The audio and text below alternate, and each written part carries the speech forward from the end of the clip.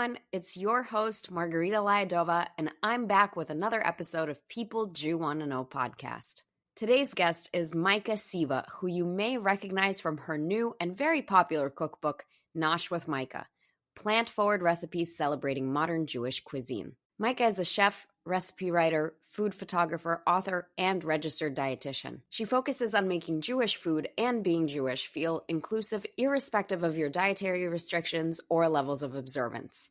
Food is something that's meant to bring people together, and you can see Micah's passion in creating just that. In this episode, we really get to know Micah, learn about her story, and hear her firsthand experience being a Jewish author and chef post-October 7th. What blew me away about Micah in the short time I got to know her is her unwavering commitment to her principles and values as it pertains to being Jewish and supportive of Israel. As she'll tell you herself, she wasn't always a recipe writer or food content creator that focused on Jewish food. She consciously made that choice, and she talks about the consequences of this choice. Her story is inspiring, and her cookbook is amazing. There are so many fantastic recipes in there. I really recommend you get yourself a copy.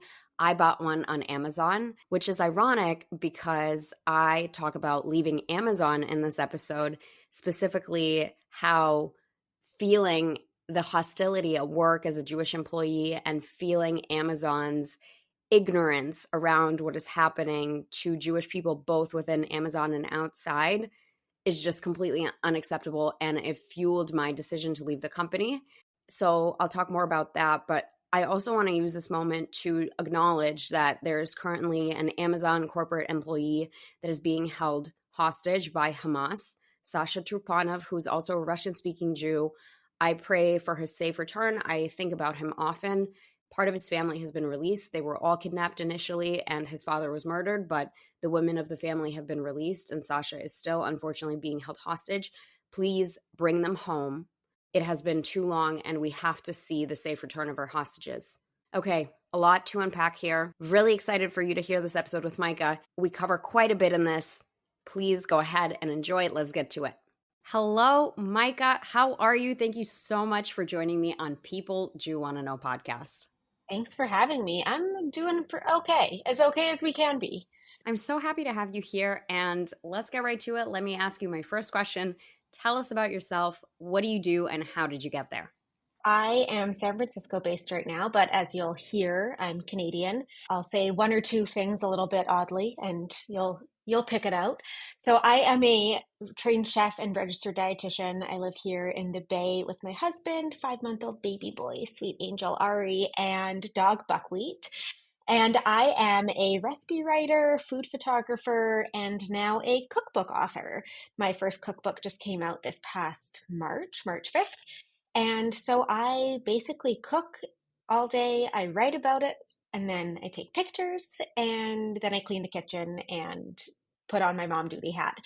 So that's my little spiel. And so I got to this point. First, I went to culinary school in New York as a fresh 19-year-old. And then I realized that I was too emotional to work in kitchens, essentially. So I went back to Canada and became a dietitian. And in 2018, after my husband and I got married, we ended up moving to the UK. And I had a little bit of a fork in the road where I didn't really like working as a dietitian. I had started a tiny baby food blog, and I was trying to think of what actually made me happy.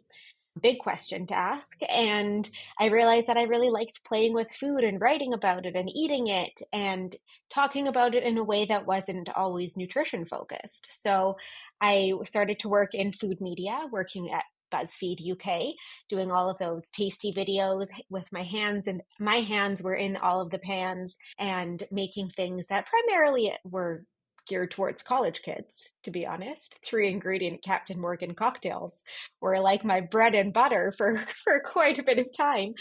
And in 2020, I moved to the States.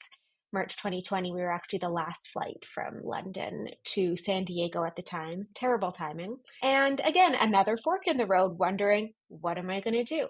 And at that point, I also described it as kind of like that first bump in anti-Semitism that I'd seen super visibly.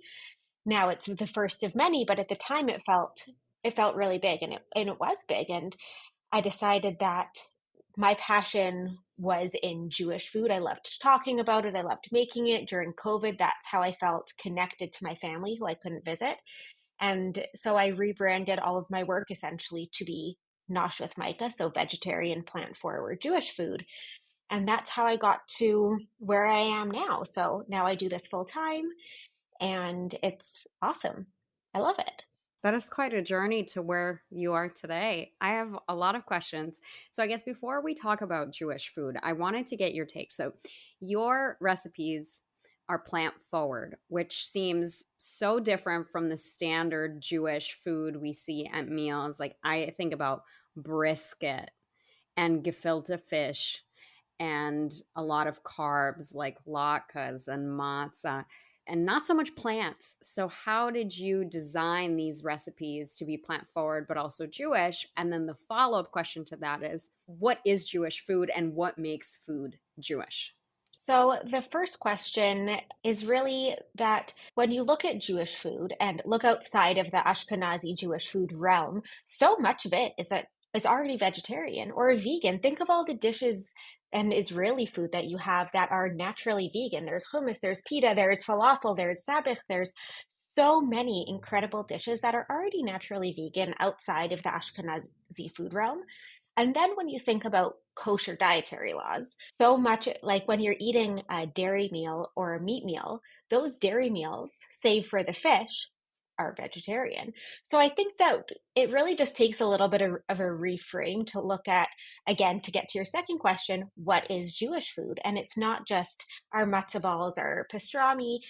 It really encompasses places across the world and across the diaspora where Jews have been forced to go and taken regional dishes, taken their home cooking and adapted it and helped to create new dishes as well. So I think that's what's so special about Jewish food is it doesn't come just from one place. And within Nosh, my cookbook, I really try to highlight different areas in the diaspora. And when you ask what is Jewish food, it's interesting, this question, because I just was at an event with Joan Nathan, who's like Jewish Julia Child. She's like mother Jewish food last night. And somebody asked her a similar question. And I really loved her answer. And it talks more about the travel and the diaspora and where people have been relegated to in all corners of the earth. And what makes it Jewish is the Jewish dietary laws. So if it's a Passover dish, it's kosher for Passover. It won't have milk and meat together. It won't include certain fish. It won't include shellfish. And I think that that's a really great way to define what Jewish food is, because Jewish food is so many things and it can't be defined because for sad reasons and for terrible reasons, Jews have been forced just about everywhere. And so it's such a huge variety of foods, which makes me so excited about it as well. So it's a good and a bad thing. And I think Jewish food is also unique in that it's a testament to tradition. The food that we eat today is the same food that our ancestors ate. And often we make Jewish dishes that maybe are our mother's recipe or our grandmother's recipe. So I also think a big part of what makes Jewish food Jewish is because it's passed generation to generation and it's reminiscent of how maybe you grew up or what you're used to in the home. Absolutely. And I think it's so centered around memories and the experience of eating as a family and around a family table. And that's such a huge part of Jewish cuisine and culture. So, like you said, like if your mother or grandmother or whoever made a specific dish every Rosh Hashanah, that is a Jewish dish to you. It doesn't have to be a Jewish dish to someone else. And I think that's what makes it so special and heartwarming, and not just a list of dishes that you might find on a menu. There's so many stories behind Jewish food. Yeah, and I want to ask, so I ordered your cookbook and I looked through and I know what recipe I want to make because I have a very soft spot for black and white cookies. So I'm Mhm. very excited to try out your recipe. But I wanted to ask if there was one must make recipe in this cookbook, what is it? So I have a few must make recipes. I'm a sucker for soup. I think that all of the soups are such a great gateway into just having something comforting and warming, and it's a little simpler to replicate the tastes that you're used to in a soup format. So actually borscht is a great one. I have fennel in my borscht, and I just love my smashed cucumber salad. It's so simple. It reminds me of my Zeta's quick pickles, which were really just thinly sliced cucumbers, sugar, salt, vinegar, and dill. And that's what it was. We called it Zeta's pickles, but it was really glorified cucumber salad. But my smashed cucumber salad that I took from my Zeta's recipe, it's so easy. I make it just about every week. It gets better with time, and it's just so foolproof. And also, I like that you smash the cucumbers because it's like a stress relieving thing, and you can take some aggression on your vegetables. So I think, especially if you're not vegetarian, just starting with any of the salads or soups as a side dish to your meat meal. You don't have to be vegetarian to enjoy the book. I think that that's the best way to start. And I mean, I'm biased. I wrote all of them and I chose them all to be in there. So I don't know. Smashed cucumber salads gets my pick. Thanks. I'm so excited to make these and I will report back because I'm not going to lie, my cooking abilities could use a little improvement, I think. Maybe I'm harsh on myself, but coming from an Eastern European family, like the bar is high, okay, for good cooking. So I am strict on myself, but hopefully it will taste great. So the other thing I want to ask you about is your experience now, after everything that happened in Israel, continuing to be in the food community, because even you talked about this, very matter of fact, very casually, you literally pivoted your career into being in the Jewish world because even prior to October 7th, you already felt the animosity that creators and people in content creation and in media had towards Jewish people. And I think when you talk about the pandemic, what you're referring to is the incident that happened. I think it was like spring of 2020 when there was that uprising on the border between some Hamas terrorists, or it might have been just, Palestinian guerrilla warfare, and the IDF was on the border. And it was a little bit of an uprising. And so I remember that vividly because I lost a lot of people I thought were my friends after that incident. And when October 7th rolled around, like I didn't even have to delete or block anyone. Like nobody unfollowed me on Instagram because they were all gone after 2020. Right. So like I remember, yes, but I remember exactly what you're talking about because it was kind of a big deal. Like people really got divided over that. So can you talk more about what it meant for you to transition into being a Jewish first recipe writer, Jewish first content creator? And now, especially when there are so many tensions, you think about food, like food's supposed to bring people together. You like break bread or whatever, you know what people say about food, but I don't know that it's even possible right now. It seems so far away. So being in the community, how have you found a way to reconcile everything? I just asked like 15 questions in one. No. So you take it however you want. I'm processing. So I remember when that spring incident happened so vividly because we were new to the States. I had just moved from the UK to San Diego and COVID. So we were completely isolated because no one wants to make friends with the people who literally just moved from a different country. And I remember talking to my husband saying that Jewish stuff is what I feel the most passionate about because I was really missing home and I was missing family and I was missing connection in general. And that's how I was coping with being isolated. And then I also, at that point, I had a very small following, but I said that I felt uncomfortable, even no matter how big my following was, I felt uncomfortable not doing anything. And I didn't know how to contribute in a way that felt authentic to me. I didn't know how to contribute in a way that I felt like I had knowledge in that area because I'm not an expert in anything really but food. I know food really well and everything else I dabble in. And so I said that like I think I want to pivot to what excites me the most. And I had also been listening to 1001 Business podcast, and one of them said like, what's unique about you and make that your niche? And so I was like, I'm a Jewish person and a recipe writer. So why shouldn't I be a Jewish recipe writer when all of the people who inspired me were also Jewish recipe writers? So there was a little bit of an aha moment to say like, maybe this is the niche that I should go into. But at the same time, it came from, I was feeling so uncomfortable not doing anything. And I didn't know how to do anything without food. So that's how I pivoted. And it took me a good 3 to 4 months to decide what I wanted to be called, make a new website, whatever, and really muster up the courage to do it because it's scary. It's never like I was hiding my Jewishness online, but I was never proudly showing it. And like many North American Jews, I wasn't wearing my Jewish necklace. I wasn't out, I guess, because I was afraid. And the first month that I switched and I sent out my email and whatnot, I had two long-term clients that I'd been working with doing content for ghost me, cancel contracts. And you can't say that that's what it was because, but when you've been working together for a while and all of a sudden the same month that you switch to Jewish stuff, they say, see you later, it feels a little icky. And at the same time, I saw so much support in the Jewish community. And I think as a young person also, being able to be a voice in the Jewish space and the Jewish food space and relate to people of different ages is also a really positive thing and thing that I've learned that people connect with, like a new mom and being in my 30s and millennial. I'm like, I can be that millennial voice in the food space. So I think that answered one of your 55 questions. What were the other ones?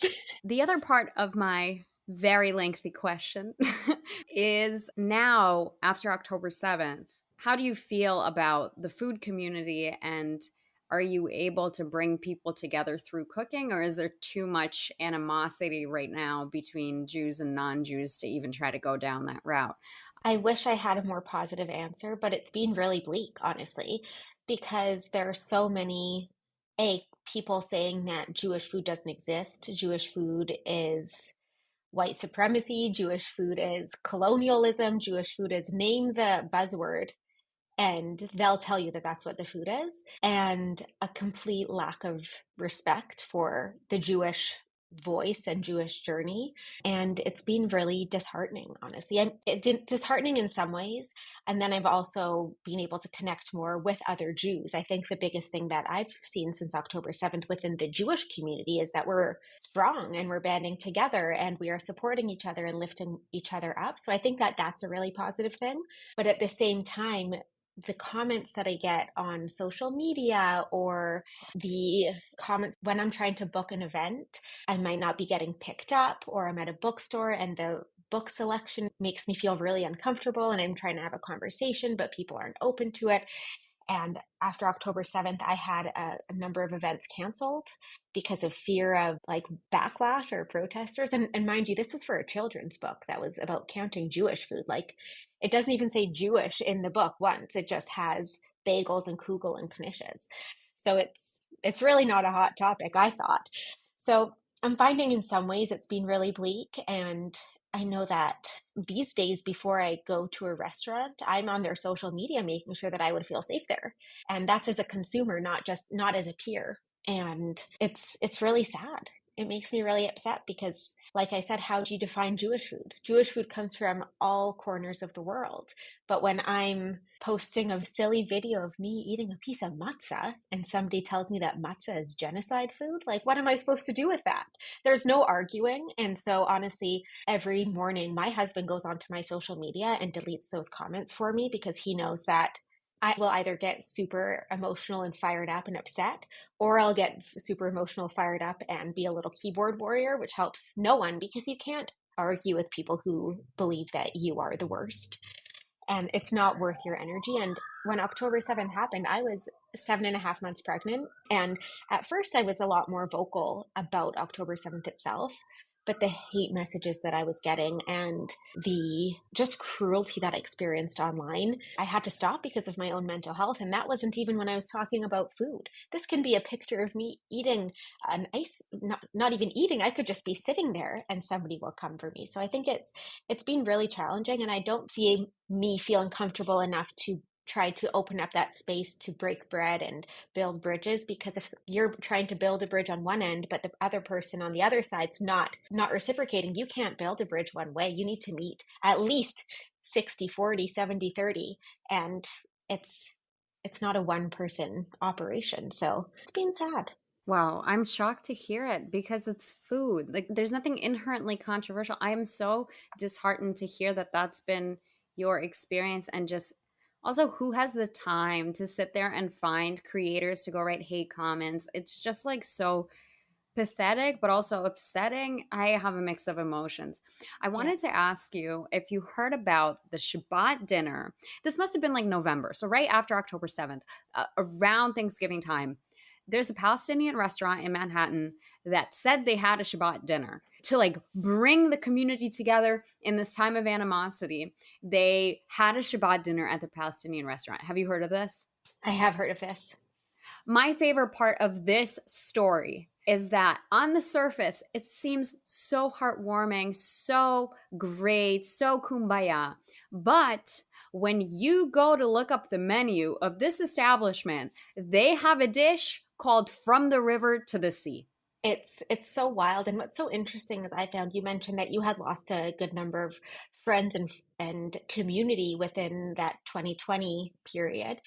And I look back at the people that we were having over to our house during times and during the holidays, during Shabbats, and then and celebrating these Jewish experiences together, especially like celebrating Passover together, the ultimate story of returning to our homeland and freedom. And then seeing the reaction of October 7th afterwards and feeling so heartbroken that I broke bread or matzah with those people.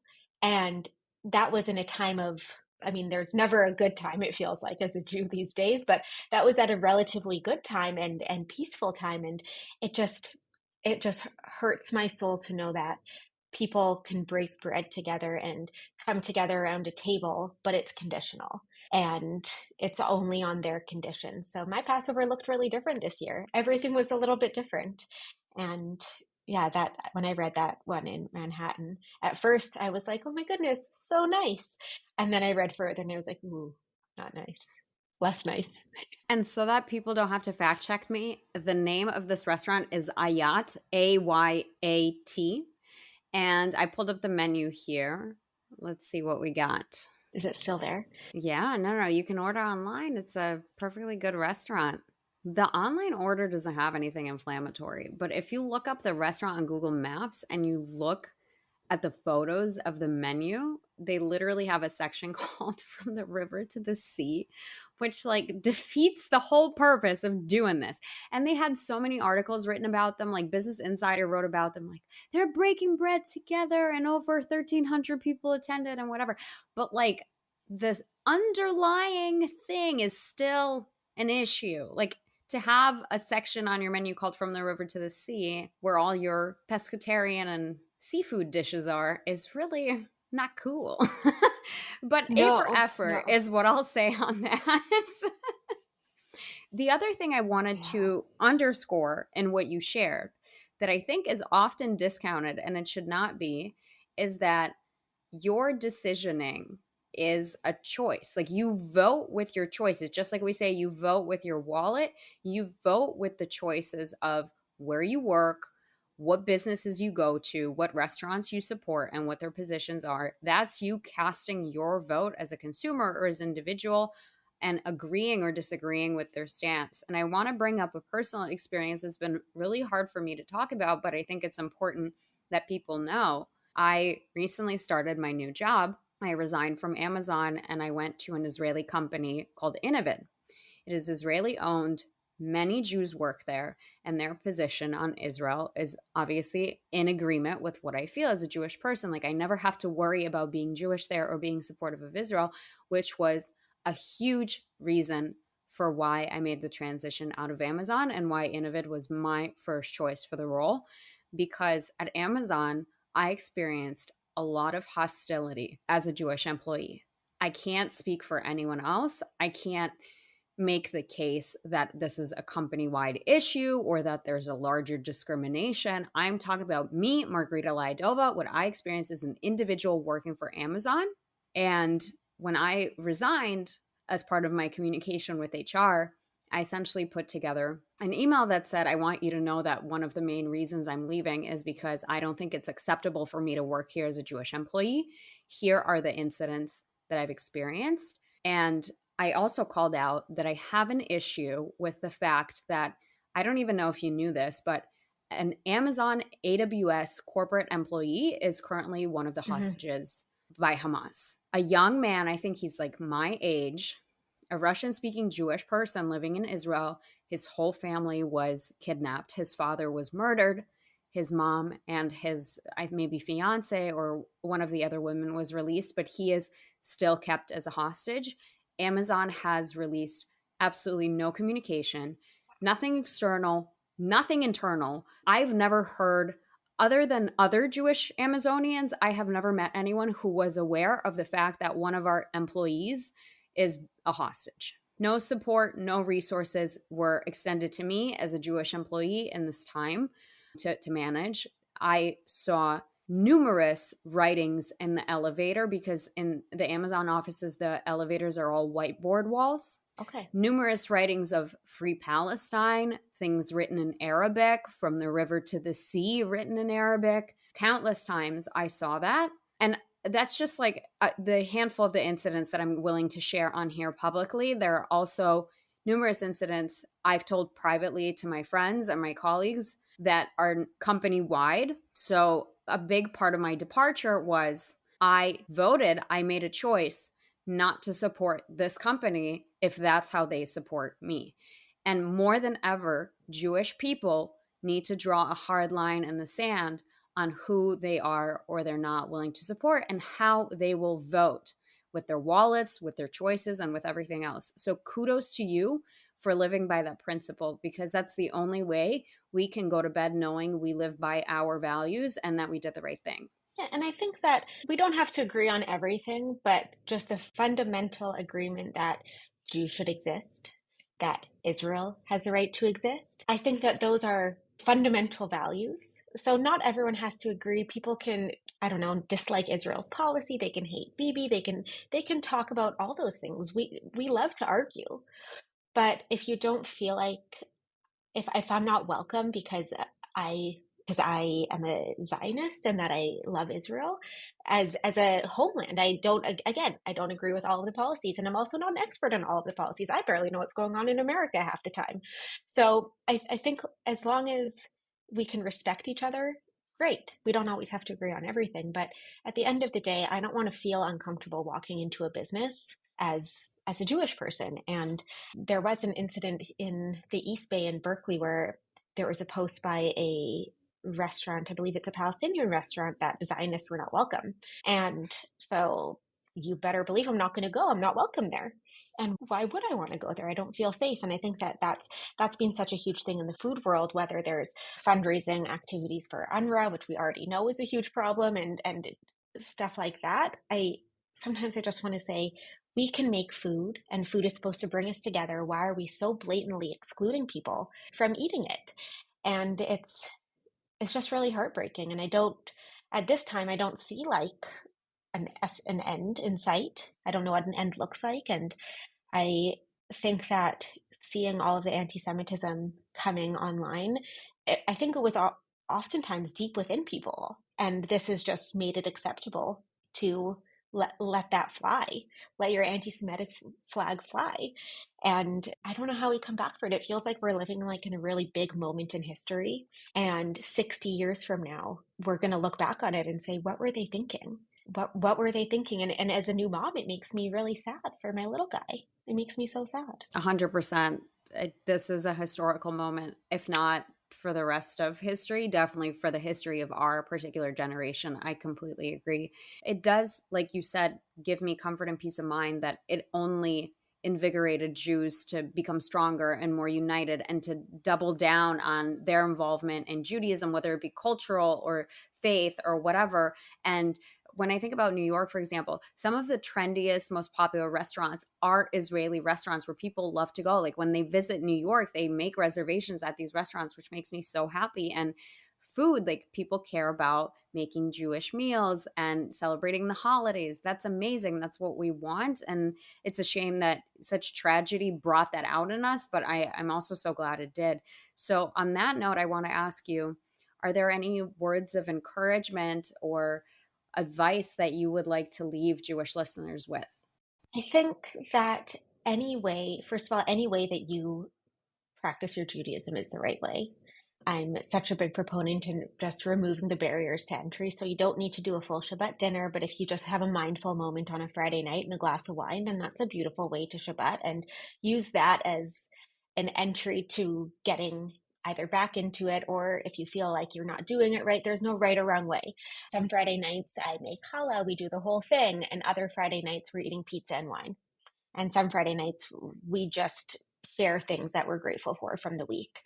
And so whether first of all, that and just removing that barrier to entry is such a big thing. And know that your Jewishness makes you unique and it makes you special.